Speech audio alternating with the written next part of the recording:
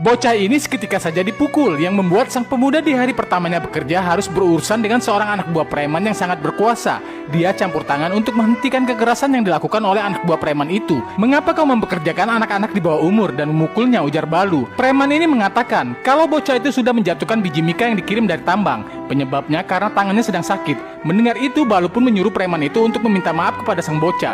Setelahnya anak yang bernama Pasu itu kemudian dia beri makan. Tindakan Balu disalahkan oleh seorang manajer perusahaan lainnya yang bernama Rahul. Tiba-tiba saja Citra membela Balu. Citra juga baru tahu jika vendor yang bekerja sama dengannya mempekerjakan anak-anak. Citra kemudian meminta vendor itu untuk diganti. Ayah Citra yang mengetahuinya datang ke kantor. Citra diingatkan untuk tidak membuat masalah dengan Cinggaredi. Jika kontrak kerjasama diputus, Cinggaredi bisa ngamuk. Sosok Cinggaredi sangat ditakuti banyak pihak. Dia pemilik perusahaan pertambangan Brahma Samudra yang berbasis di wilayah Sima. Sudah cukup lama perusahaan Cinggaredi mempekerjakan anak-anak. Di tempatnya, anak-anak dilarang belajar. Siapapun dan pihak manapun tidak mampu menghentikan kezoliman Cinggaredi. Sementara itu, Balu menemani Citra menghadiri acara pertemuan para investor. Setelah acara selesai, Citra meminta Balu mengantarnya ke rumah salah seorang temannya yang berulang tahun bernama Fajiran.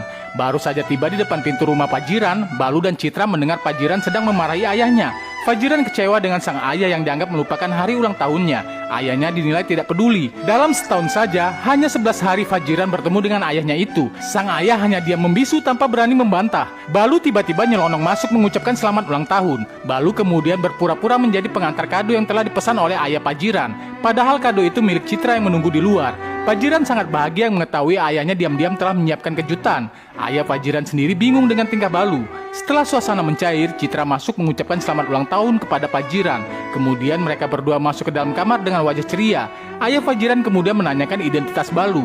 Dia juga sangat berterima kasih kepada Balu atas bantuan besarnya. "Nak, apapun yang kamu butuhkan, hubungi saya dulu sebelum kamu menghubungi orang tuamu," ucap ayah Fajiran kepada Balu. Sejak saat itu, Balu akrab dengan ayah Fajiran. Rupanya ayah Fajiran adalah seorang MLA atau wakil rakyat. Dia selalu memikirkan kesejahteraan masyarakat di wilayah Sima. Sayangnya ada orang jahat bernama Cinggaredi yang menjadi penghalang utama. Cinggaredi terus memperluas usaha tambangnya. Tanah yang dialokasikan pemerintah untuk membangun pabrik juga direbut. Pejabat yang coba-coba mengganggu bisnisnya pasti mendapatkan hukuman yang mengerikan. Ayah Fajiran juga yang selaku MLA tidak bisa menghentikan Cinggaredi. Karena ternyata Cinggaredi adalah suami dari Parpati yang merupakan keponakan ayah Fajiran. Setiap kali Cinggaredi diganggu, Parpati akan menjadi korban KDRT. Mendengar cerita itu, ingin sekali rasanya Balu menghajar Cinggaredi. Dia berjanji akan membantu ayah Fajiran untuk menghentikan kejahatan Cinggaredi. Keesokan harinya masalah lain ditemukan Balu saat berada di rumah. Putri pembantunya yang bernama Gita seringkali dicubit oleh guru sekolahnya. Bahkan bagian pribadi Gita juga terluka karena sering dicubit. Mendengar itu amarah Balu memuncak. Balu mengajak Gita untuk pergi ke sekolahnya.